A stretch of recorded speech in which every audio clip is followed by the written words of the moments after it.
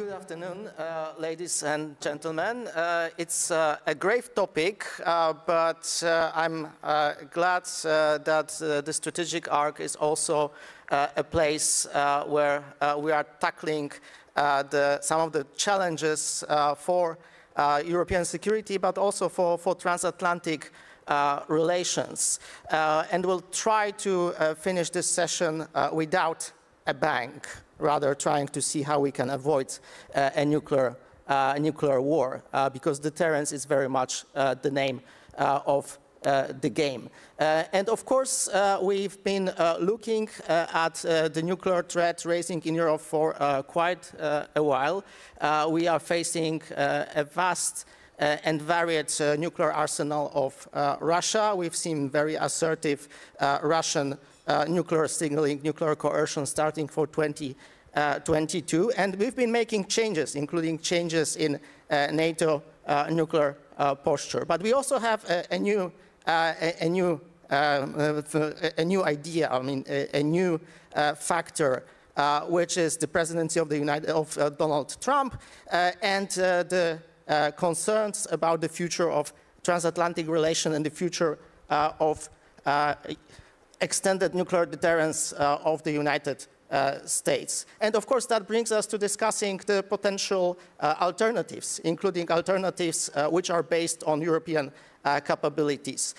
And France is very much in the center of this discussion. So let me start with you, Benjamin. We have a number of statements from President Macron. We have this offer of a European discussion, a European dialogue on extended deterrence. So what exactly France brings to the table? What are the details of the French proposals? And how does it fit with the long tradition of French nuclear doctrine and with French nuclear capabilities? So what is there, but also what is not there in terms of some of the red lines and constraints with regards to the cooperation and dialogue with European partners? Yes. Thank you, Łukasz. And this is a complex question. Then I will go, and we have not much time, so I will go straight to 5 points. The first point I have is, I'll be very frank. Let us face that when it comes to official French position on deterrence in Europe, and maybe not deterrence for Europe, deterrence in Europe. The very need to decipher official wording shows that it still lacks clarity, and we have to acknowledge that. We used to say that nuclear grammar is subtle, but in short, stating that French nuclear deterrence has a European dimension, because this is the term, as we all know, is not enough, as it is too much open to interpretation. And this leads to my second point. The European opening of French deterrence has been very dynamic in history.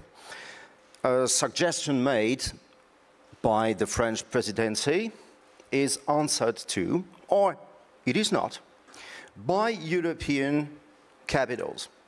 And the answers are supposed to shape the rest of the process. So nobody knows. And on this basis, it was expected, even in the recent past, that a common strategic culture could develop among interested states in Europe. Times have changed.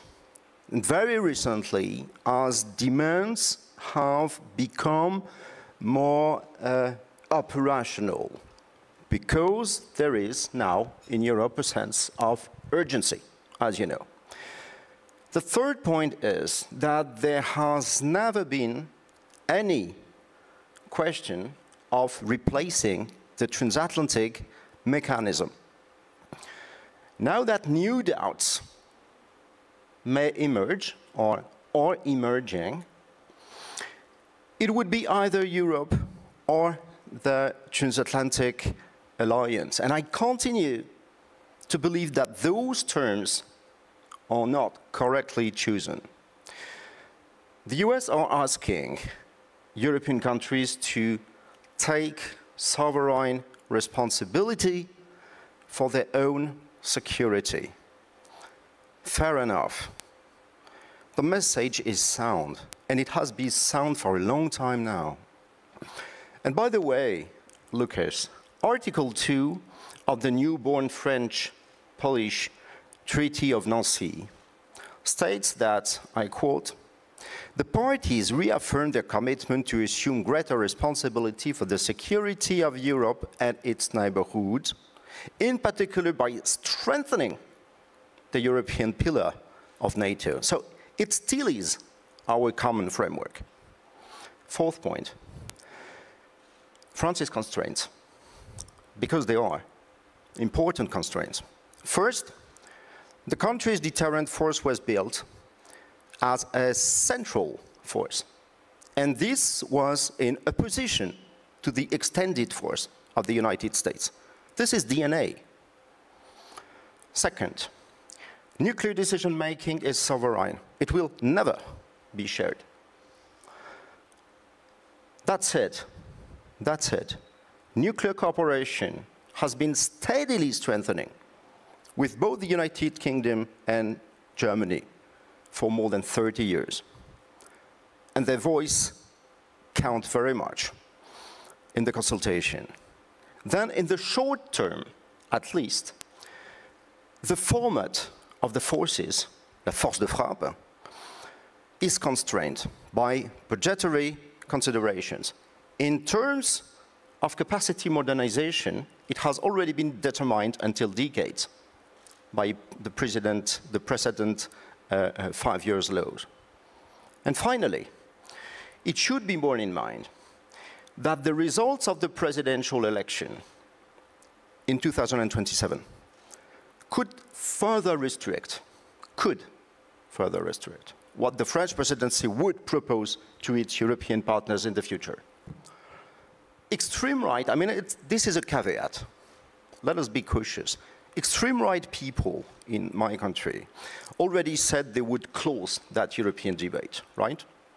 What would do the conservatives? I'm not sure. As to Edouard Philippe from the right center, he would most probably keep the door open and follow the current path by President Macron. Now I will end on what the future steps could be. Declaratory policy first. In the two Lancaster House agreements of 2010, France and the UK affirmed that no situation can be envisaged in which the interests of one country are not also those of the other. And such a language could be extended at the European level in the future, and I think it must. Operational cooperation, second. Participation in nuclear exercises is an option, of course, as an Italian Air Force refueling aircraft has already participated in one of the periodic poker exercises of the French Strategic Air Forces. Why not? Nuclear-capable Rafale aircraft could be deployed outside France in the future, even if it's not an option at the moment. Consultation and cooperation, last. For now, existing mechanisms are bilateral only. They could have a plurilateral format in the future, at least between those countries, of course, already having strong ties with France. And I think I will stop here for the moment. Thank you very much, and we'll go and unpack some of these issues further in discussion. But Rebeccah, I would like now to come to you. I know that personally you are a strong proponent of modernization of US nuclear arsenal, but also strengthening it regional or theater. nuclear capabilities. That was, by the way, also some of the recommendations of the 2023 report of the Strategic Posture Commission that you are a member. But we're still not sure whether this would be the Trump administration's policy. So first question to you, whether you look at this discussion in Europe, are the European concerns about the reliability of US extended nuclear deterrence justified or overblown? And then the second, how do you see the trajectory of the development of US nuclear posture? You need to deal with two nuclear peer adversary problem, smaller nuclear states like North Korea. So would you be willing and able still to provide extended nuclear deterrence to European allies? Great. Well, thank you for the privilege to be here. I mean, I'll just, on the first question, our allies are the ones who are going to have the best assessment and judge about whether or not they should be concerned. I tell people, listen, deterrence relies on convincing the adversary that we are willing to impose a cost on him such that he would regret any act of aggression we're seeking to prevent. So deterrence, we can decide what we think is necessary for deterrence, but we're not ultimately the ones who set that criteria. The adversary is the one who decides what's going to be needed to deter him. The corollary for the United States, and I always remind my American colleagues of this, is that allies are the ones who decide what is necessary to assure them. Assurance rests in the minds of our allies. So, so the question, should allies be concerned? I would just say, you tell me. And then it's up to, I think, the United States to make sure that we're meeting those criteria such that our allies who are on the, I think, the front of the alliance, I don't like to call it the flank, I think it's a front, of where we might see additional Russian aggression beyond Ukraine that would threaten the alliance. And so that's the Baltic countries, obviously Poland, Finland, Sweden, Romania. And so I think that that the United States should be working very hard to understand what those concerns are. And then the next question, you did make the point that I was a commissioner on the Strategic Posture Commission. I just want to really commend that report to you all because it was very significant in the United States. It's a bipartisan consensus commission, 6 Republicans, 6 Democrats appointed to it. We are a very different, normally we debate and argue over many years about how best to maintain the peace, satisfy our non-proliferation goals and aims, make sure we have credible deterrence, et cetera. And for the 12 of us over a year's time, had many, many briefings from the IC, from the regional commands, and various members of the military, and then also heard from our allies as well. And we came up with a consensus with no dissent at all. And we concluded that for the first time in world history, we have a superpower, the United States, that has deterred not just one major nuclear power with imperialistic aims, but 2. We've never done this before. We have the Chinese and the Russians, and the Chinese are rapidly building up their nuclear capabilities. Both the Russians and the Chinese are increasingly relying on their nuclear weapons as part of their defense strategies. The United States, since the Cold War, with our allies, have sought to rely less on nuclear weapons. We went from 7,000 deployed theater nuclear weapons at the height of the Cold War to, a few hundred. I'm not talking about specific numbers. But the public numbers are something that the Russians outnumbered what NATO has 10 to 1 in theater. The reason the Russians have been so confident in their ability to continue to prosecute this horrible war against Ukraine is because it's under the threat of nuclear coercion. And we have to be honest about that. I completely reject this idea of self-deterrence. The Russians are deterring us. And the only way, now you might say it's unfounded, and I would agree. I would think the United States with our allies should have been much bolder in enabling Ukraine to be successful earlier on in the war. I think we're in a worse position now than we were at the beginning of the war. But one of the lessons that we must learn, because it's a lesson the Russians have learned, is that they were able to coerce us with nuclear weapons. And the Chinese are going to learn that lesson too. And so I guess I would just make just a couple last points. So yeah, the United States has the ability to adapt our force, and I think that the most likely point at which we're going to have deterrence failure, so I mean significant, so there was a deterrence failure when Russia invaded Ukraine, but small d deterrence because Ukraine was not a member of the alliance, but we certainly tried to convince the Russians not to do it, and they did. That's a deterrence failure. But there has not been strategic deterrence failure. There has not been horizontal escalation on the part of the Russians such that it would reach an act of war, although we can talk about some of the other things that the Russians have been doing to our allies that certainly are getting pretty close, I would argue. But they have not, and they have not vertically escalated such that they've crossed the nuclear threshold. And so I think we're in an era now where we need to adapt the deterrent, and that means the most likely place of deterrence failure is going to be in theater. And so the United States, the first Trump administration, recognized this and put forward the sea-launched cruise missile, nuclear, and the low-yield nuclear option for the submarine that goes on our submarine. And that went to sea about a year after he initiated it. And so clearly the Trump administration understands that, and I think that the threat environment's worse now than it was during his first term. So, you know, we're going to have the new gravity bomb for the dual-capable aircraft. It's going to be an F-35. I think the United States should be looking to have what I would call a theater triad, a sea-based option, the sea-launched cruise missile with the nuclear option, the gravity bomb. I'd like a standoff capability, and I think we should begin as an alliance talking about a ground-based system. And so that's the hope that I have, and we can talk about, I think the French play a critical role, but I would argue that the French are not anywhere near, even if we were to think it might be possible for France to replace the United States for extended deterrence in Europe, we are nowhere near in the right place on the timeline to make the changes necessary. We need flexible response. The United States is the only country that can provide that, and especially with our nuclear doctrine, and so it's still, the United States is still going to remain unreplaceable. But there's other things I think allies can do, including Poland, to participate more in the alliance's nuclear mission.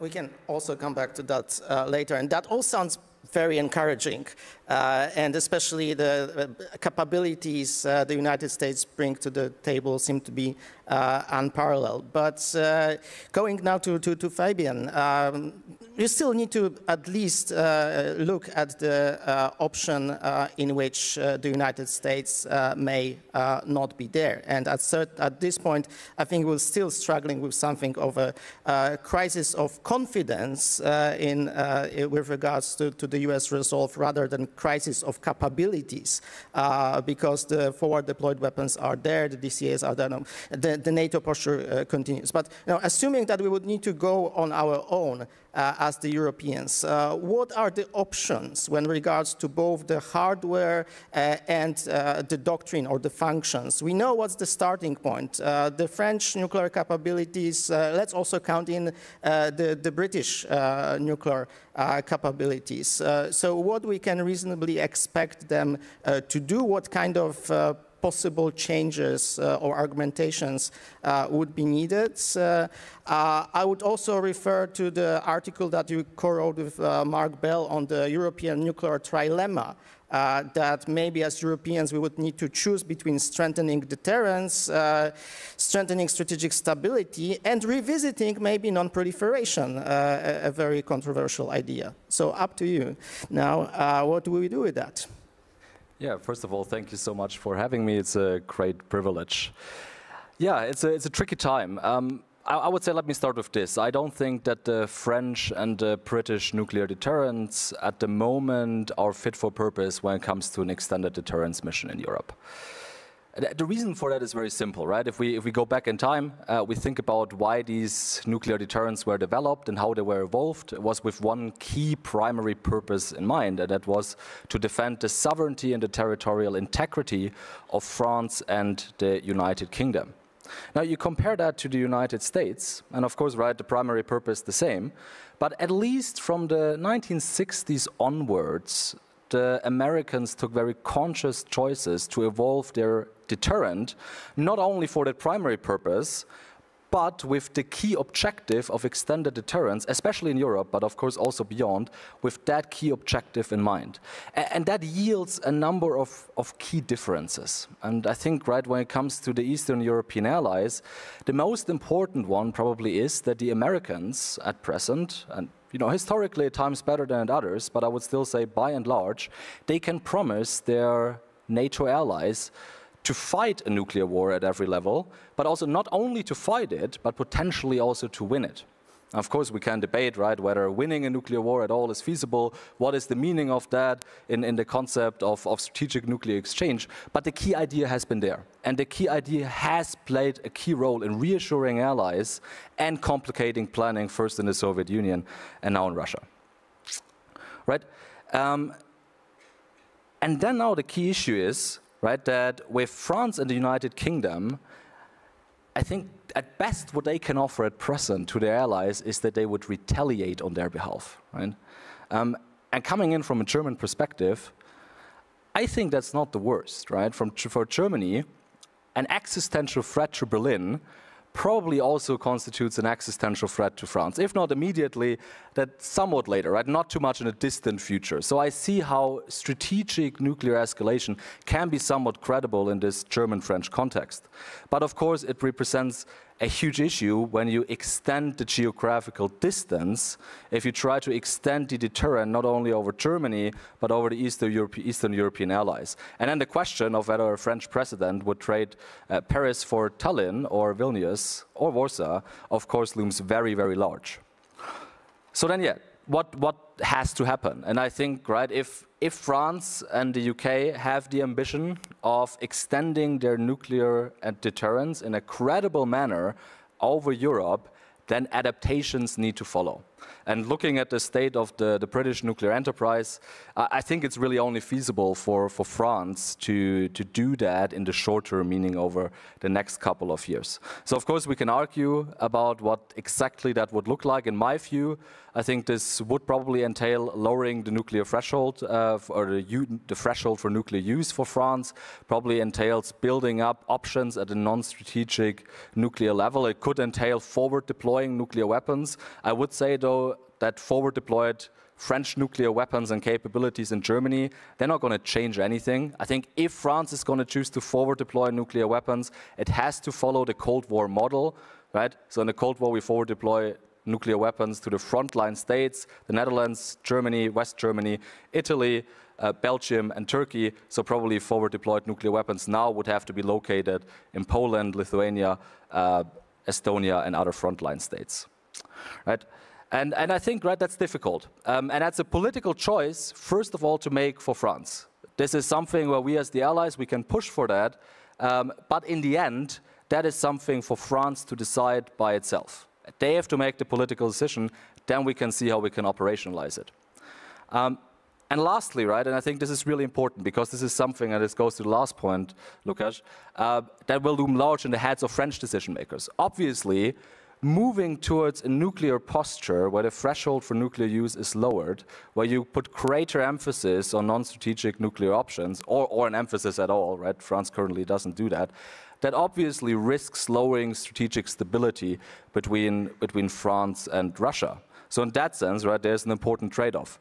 And my last point, though, is, I think that's also really, really important to keep in mind, there's a big difference, and that's also what I always tell decision makers, and try to always emphasize at conferences, right? There's a difference between strategic stability, deterrence, and political stability.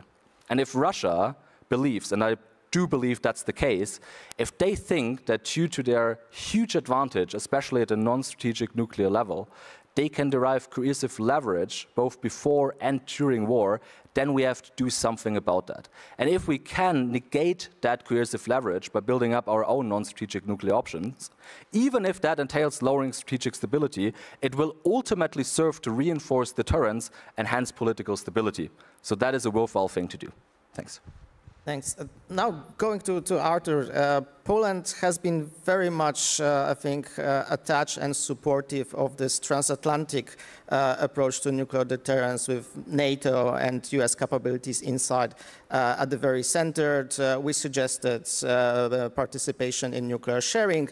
President Duda called the United States for deployment of nuclear weapons on the Polish soil. But of course, the consequences of the recent recent events are also felt in Warsaw. We are interested in a nuclear dialogue with Russia. Nuclear dialogue with France. We're not interested in nuclear dialogue with Russia.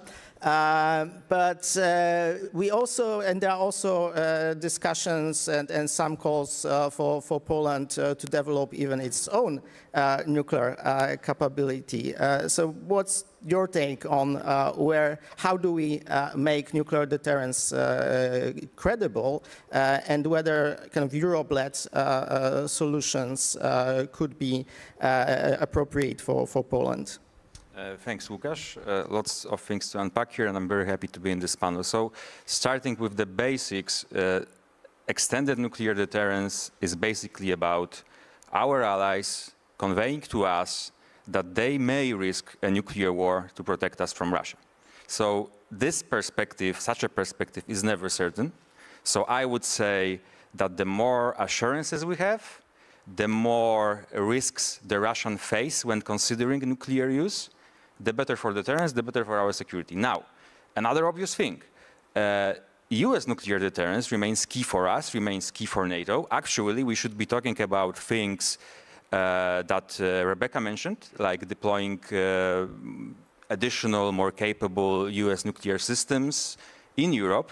I would add we should be also talking about Europeans sharing more of the burden of nuclear deterrence by broadening participation in nuclear sharing, by which I mean more countries in Europe, at the very least providing aircraft capable of carrying US nuclear weapons, but ideally also more European countries hosting US nuclear weapons, including countries like Poland here on the eastern flank.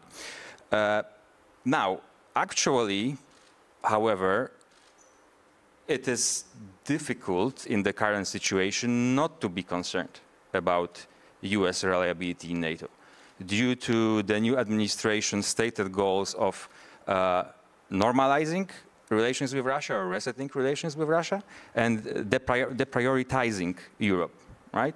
So I think this strengthens the case also for Europeans to do more on their own on nuclear deterrence to supplement, and I underscore, to better supplement the US deterrent. And dialogue with France, I think, is very much welcome in that regard. And I underscore supplement because, first of all, as Benjamin noted, if you look at the documents, official statements from both the French and Polish side, we are still talking about enhancing the European pillar of NATO, not replacing the US. And at this point, I don't think we should be talking about replacing the US, and we cannot replace the US in nuclear deterrence and many other things. I mean, as was already said by Fabian and others, now and in the foreseeable future, the French and British nuclear arsenals are not and will be not as militarily effective in protecting allies as much bigger US force, and we can get back to specifics in the Q&A. Now, but if you hypothetically were to talk about the US abandonment of Europe, which I don't think is likely, but, well, it's not unimaginable anymore, if it does happen, there would be no easy or certain options for Europeans as regards nuclear deterrence. The most readily available one would indeed be to enhance the French and British nuclear deterrence, and perhaps they could be made credible enough, perhaps. But this would require some really heavy lifting from both countries, because it's one thing to try to supplement the United States and its nuclear deterrent. It's quite another thing to try to replace it. So the steps that Benjamin noted as possible in the short term to do with France, right? So participation of allied conventional forces in support in French nuclear exercises, or French nuclear-capable aircraft showing up more frequently on Polish skies or other allied territories. These will be important steps, but modest ones. If you were to try to replace the US, then you would have, then the French and the Brits, in my opinion, would have to do things that Fabian mentioned. So expand their nuclear forces, deploy some of them on allied territories. In case of France, I fail to see how France could play a leading role in nuclear deterrence in Europe without unambiguously stating it may use nuclear weapons to defend allies, which the US and the UK have long stated. Although I might add that in the case, if you compare France and the UK in terms of military capabilities, France would have more options even now to try to defend allies or to respond to a nuclear attack on an ally, right? Because both countries operate those sea-launched ballistic missiles, which are mostly weapons of last resort, of massive retaliation. France also has the air leg with air-launched cruise missiles, which in my view would be more suitable for some kind of limited response to a limited Russian attack. And absolutely the last thing, as regards nuclear proliferation. So I would say that Poland or other non-nuclear states in Europe pursuing nuclear weapons is neither imminent nor likely at the moment, but it could happen if we get desperate. So on one hand, again, we can discuss this in detail. It would be very difficult, costly, risky, uncertain, and time-consuming to try to develop nuclear weapons. We don't have the ability to do that quickly. But hey, if you are talking about a scenario in which, theoretically, the US abandons Europe, the French and the British do not provide a viable alternative, then some countries, including Poland, might feel forced to simply get nuclear weapons or try to get them. Thank you.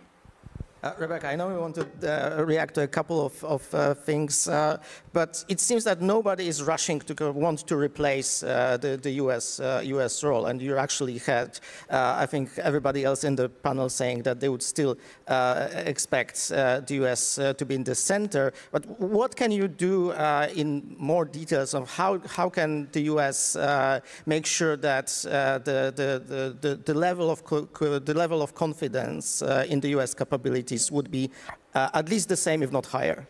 So first of all, we're only a few months into this administration. So we're a few months into the new American administration.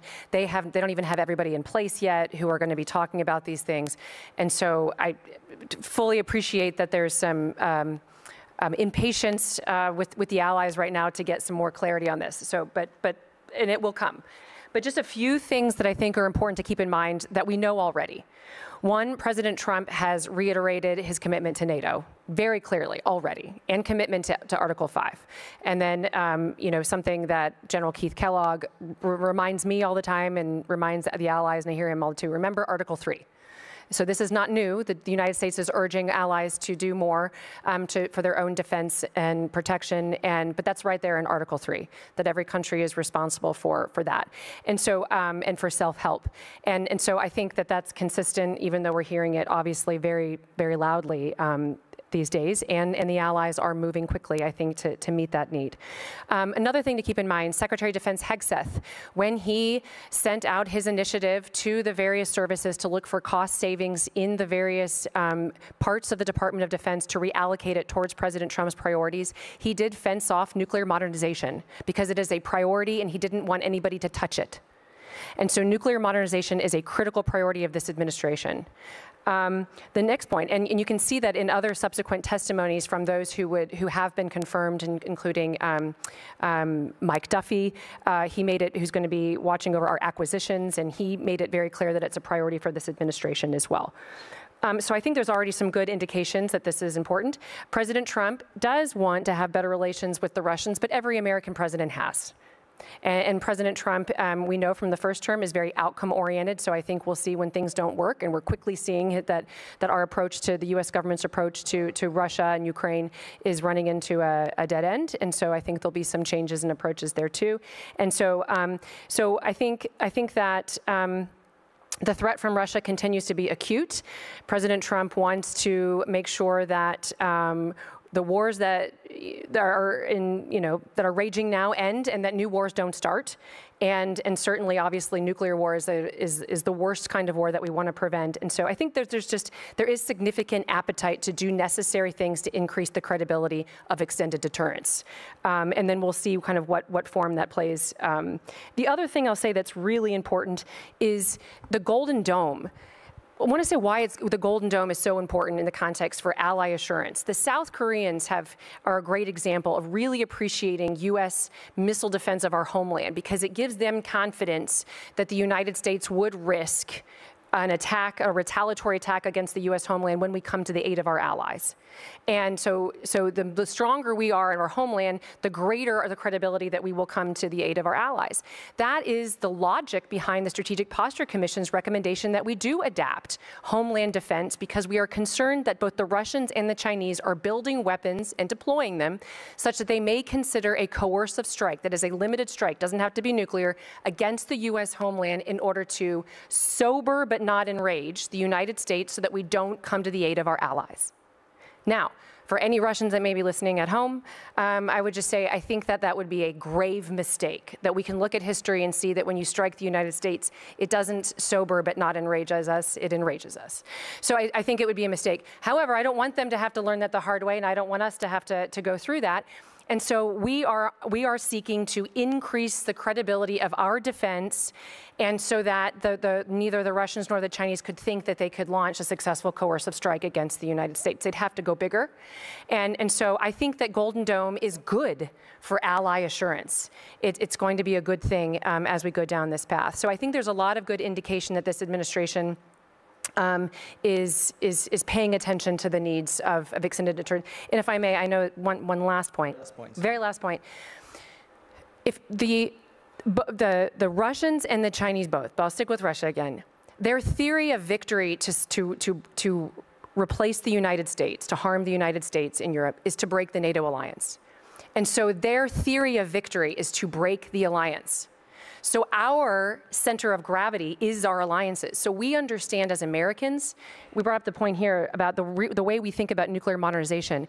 We understand that extended deterrence is directly related to the peace and security of Americans at home. And so our strategy is to make sure that conflict that does break out abroad stays the lowest levels of violence, and that we can compel the adversary to back down. So we very much see our security as directly tied to the peace and security and prosperity of Europe. Okay. I hope that your thinking would also prevail with the Trump administration, and that would also kind of be heard in places like Moscow and Beijing.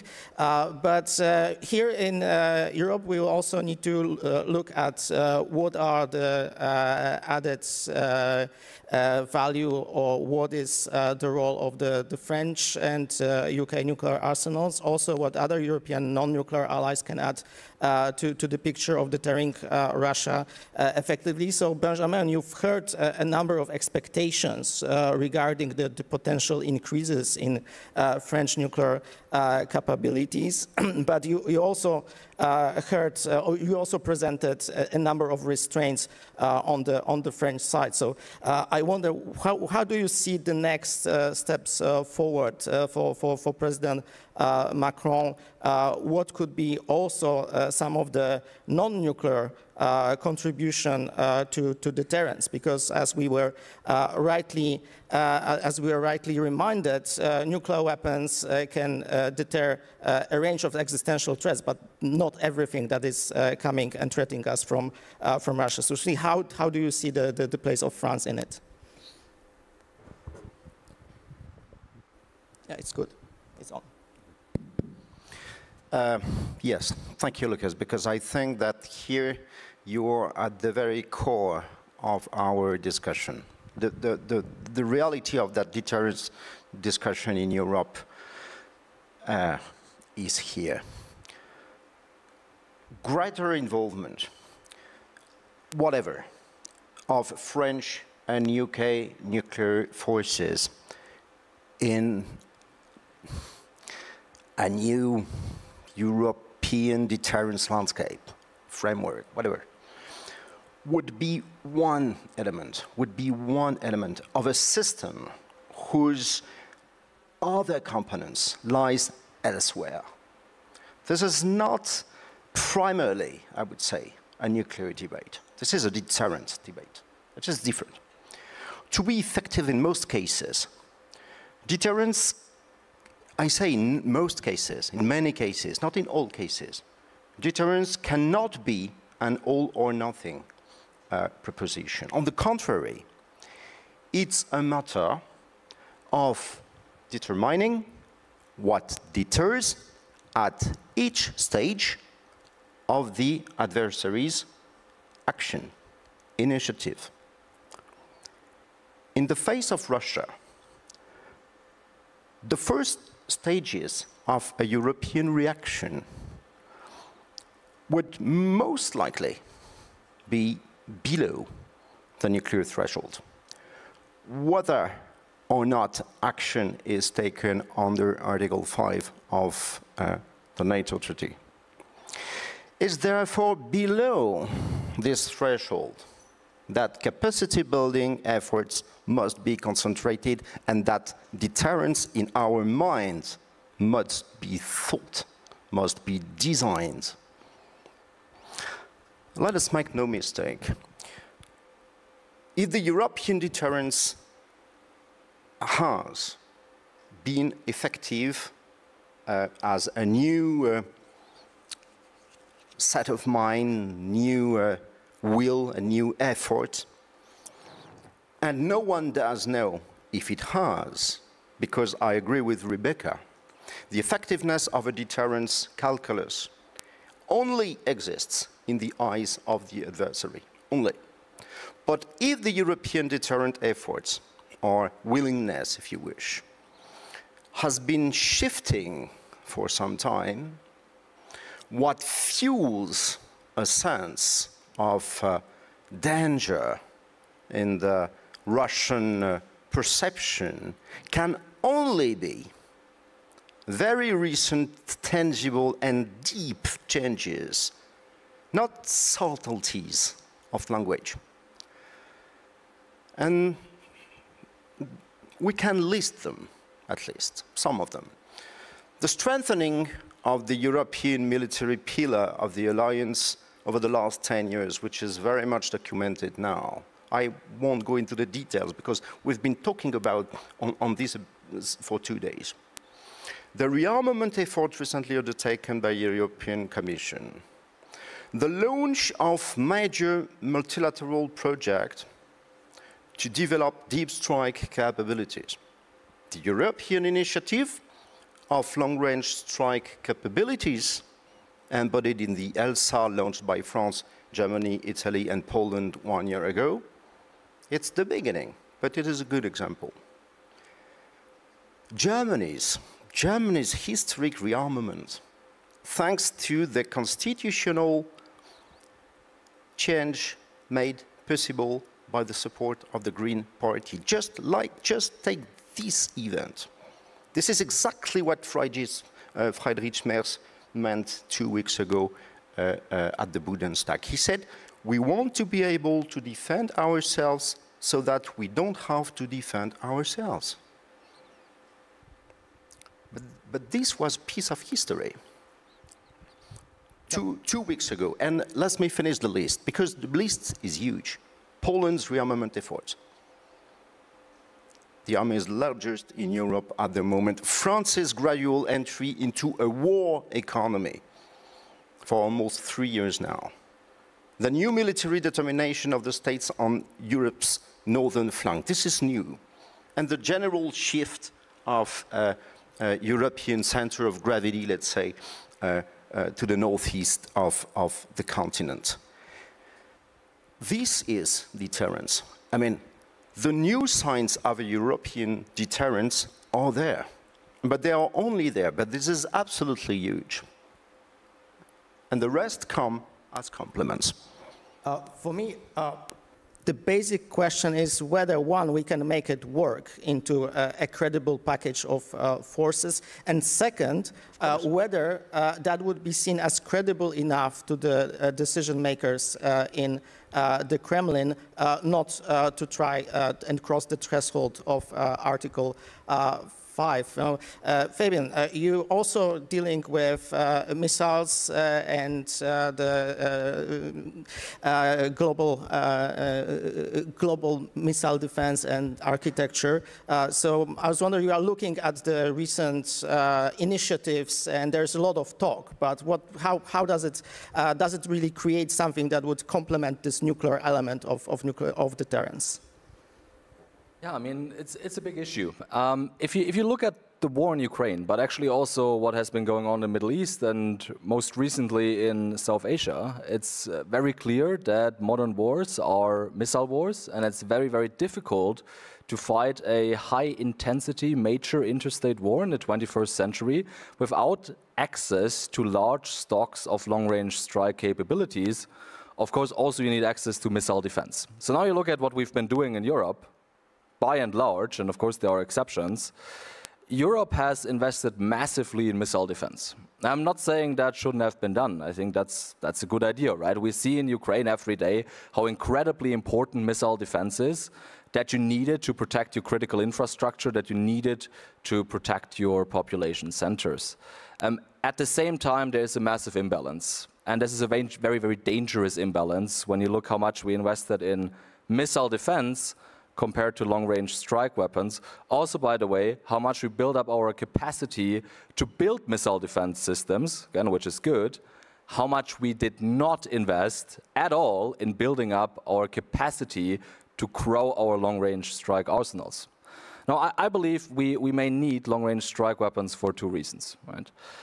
We see Russia every day bombing the hell out of Ukraine with cruise missiles, ballistic missiles, long-range drones.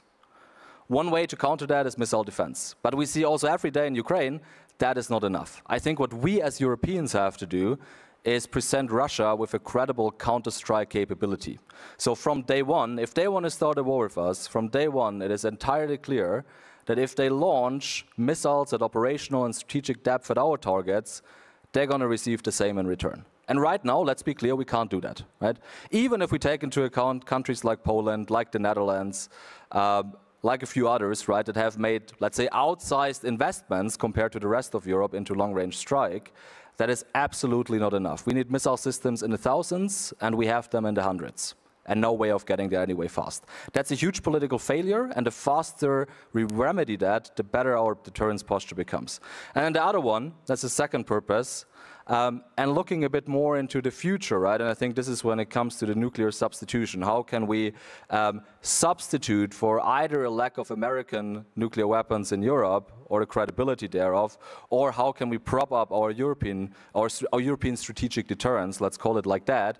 I think there is a case to be made that, you know, some of the non-strategic nuclear posturing that you see in Russia, some of the coercive leverage it derives from its non-strategic nuclear arsenal could arguably be countered with access, again, to deep stocks of long-range strike capabilities, right? Tell Russia, signal to Russia that the moment they start escalating to non-strategic nuclear use, because they believe it provides them benefits, punish them. Punish them by launching hundreds, if not thousands, of long-range strike capabilities against important military targets, critical infrastructure targets, critical economic targets, to immediately make clear that this is absolutely not worth it.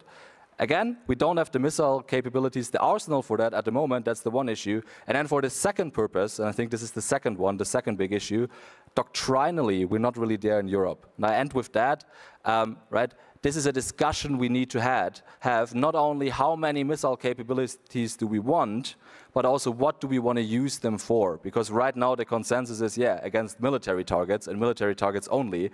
But I think we are in a position where that's probably not enough, right? So doctrinally, we have to start talking about different purposes and use cases for our long-range strike arsenals. I'll bring our audience to the debate in a second, but first to Artur, kind of sitting here in Warsaw, how do you see this optimal mix of capabilities? How does nuclear and conventional come into play? What Poland can bring to the table? And maybe also, how do we deal with what may be the deterrence gap if you're looking at the broad range of Russian non-strategic capabilities and, you know, with or without the United States, kind of limited options on our side? Yeah, I mean, so Poland is spending almost 5% of GDP on defense this year. We can bring a lot, but of course we need allies too. I agree completely with Fabian that we need, in Europe in general, more deep strike capabilities. I think the biggest gap is in medium-range missiles, so missiles with ranges between 1,000 and 3,000 kilometers. We have very few of them in Europe. We need them for both, you know, war fighting if Russia attacks us, to counter, to strike military targets in Russia. And I agree that in some cases, those missiles could be used to punish the Russians. Maybe even in some cases of a limited nuclear attack, if the attack on the Russian side is limited, and if we, Poles, Europeans, if we have lots of these long-range conventional missiles, we could cause a lot of damage, maybe. In that situation, it might stand. But at the end of the day, you are facing a nuclear power. At the end of the day, they can escalate to nuclear weapons. So you need an ally with nuclear weapons or nuclear weapons of your own. Now, very broadly, when it comes to conventional nuclear balance, in every single scenario that we are discussing here, so either, US staying firmly in NATO, some concerns about US reliability, or, NATO without the US, so France and Brits trying to take over. In every single of these scenarios, you need nuclear deterrence, but again, you also need conventional defense, because nukes cannot be an answer to everything. We don't want to get back to the dilemmas that NATO faced during the Cold War, when it relied on the first use of nuclear weapons to counter Soviet superiority, a numerical advantage in conventional forces. Because in such a situation, you are taking the risk of starting nuclear escalation. As for nuclear, and this requires not just Poland, not just the frontline states spending more on conventional forces to defend the border, but also the whole Europe. We have new plans in NATO, but there is a lot of work to do to have the necessary units to fulfill those plans. And as regards nuclear options, maybe we'll get back to that in the Q&A.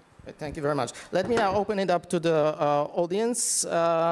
Mics should be around.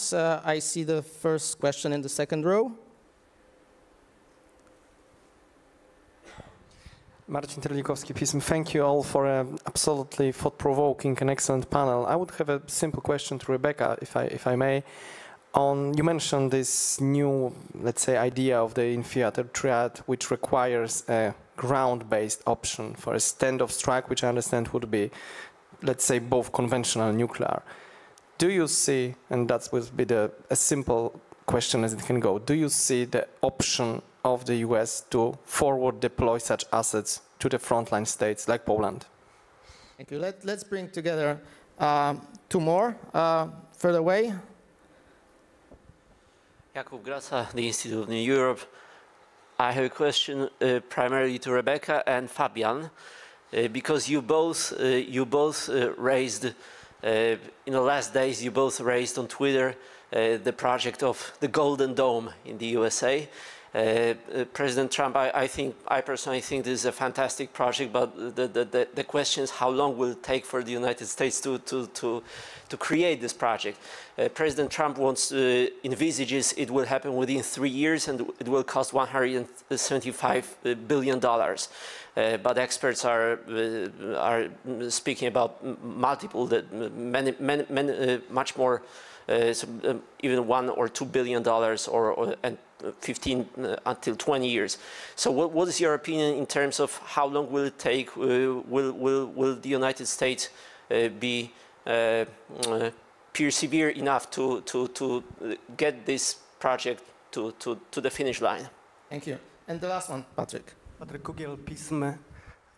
Just 2 weeks ago, we got relatively close to the nuclear conflict when two nuclear powers exchanged fire for 3 days across the border between India and Pakistan.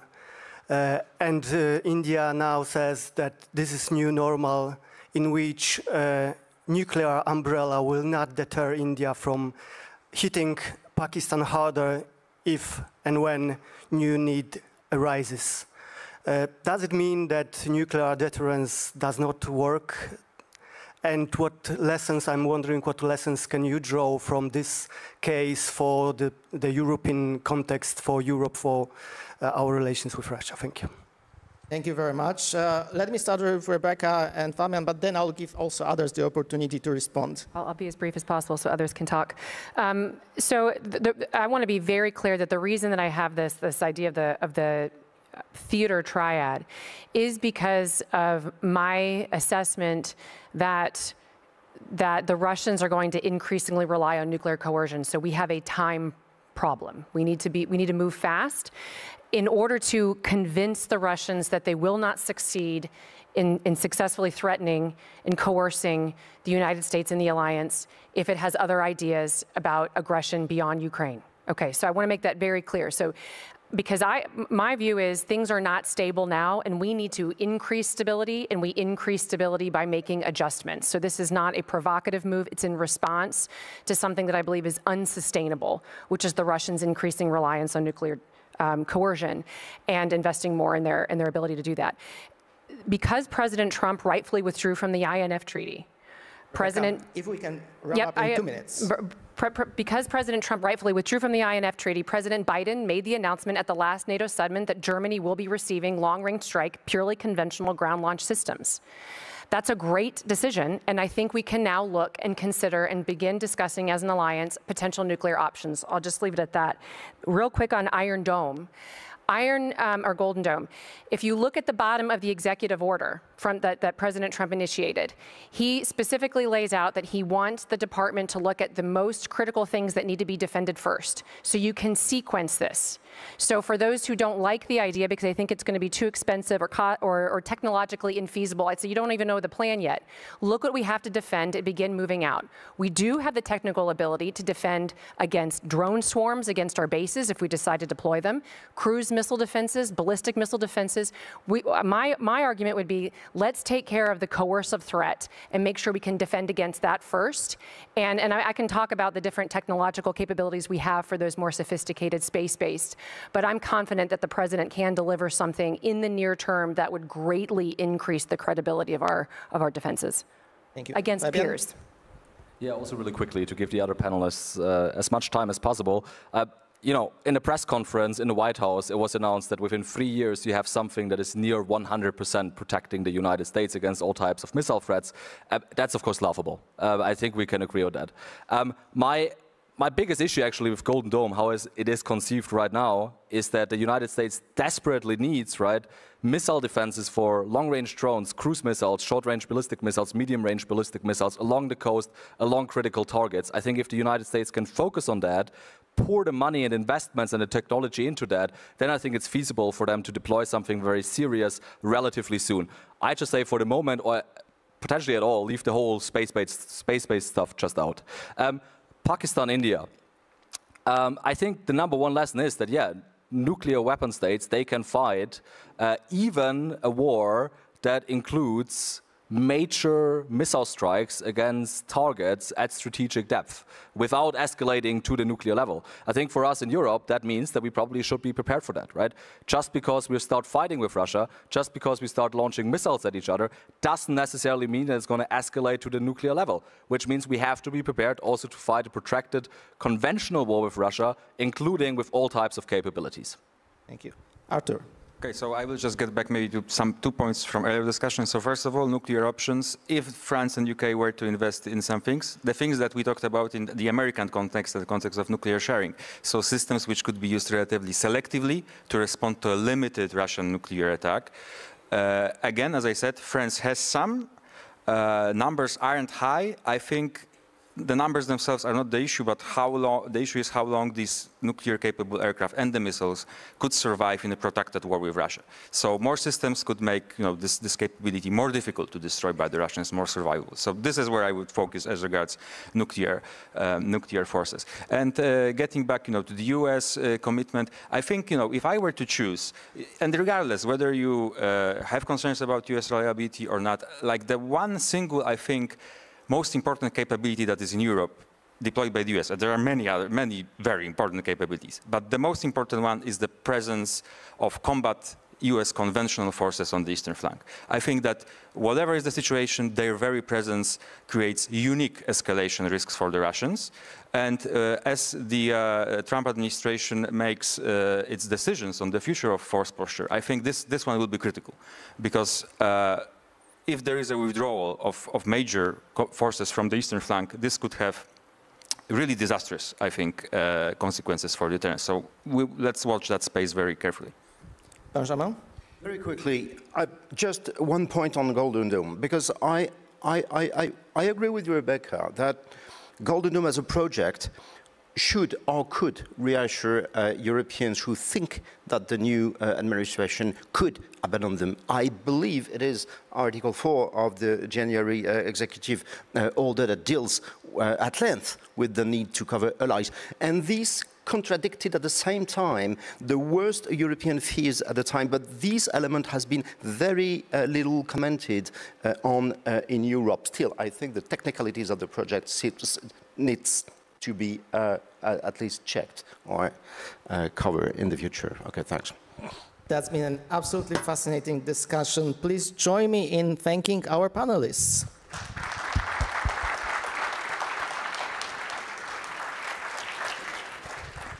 Thank you very much for this interesting conversation. Łukasz, please take a moment to talk with us about some topics discussed during the panel. Łukasz, so did you find the answer to the question from the title of this panel, namely transatlantic or autonomous? Which arguments convinced you the most? Actually, it seems that everybody was in agreement that it is transatlantic. And of course, there are interesting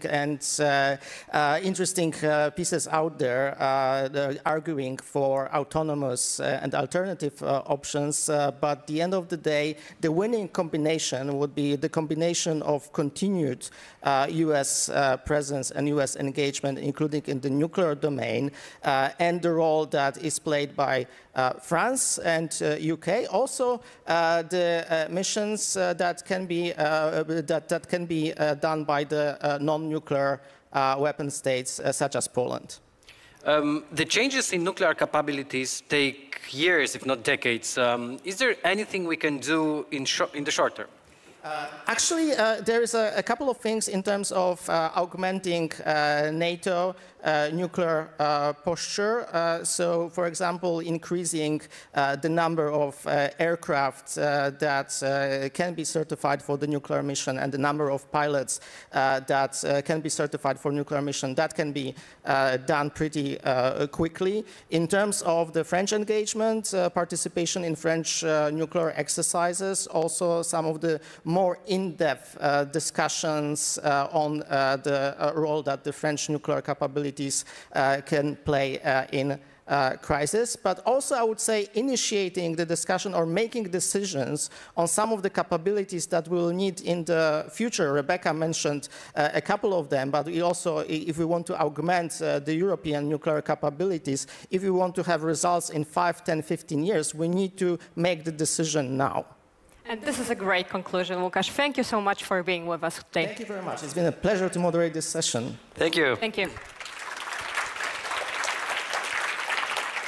So, ladies and gentlemen, this was our last panel, and I would like to thank you for joining us over the past 2 days.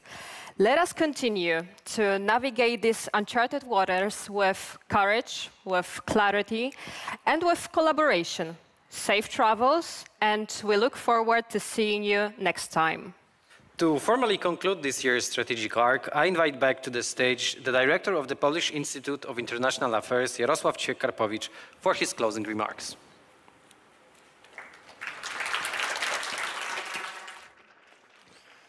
Ladies and gentlemen, this is the end of our great journey.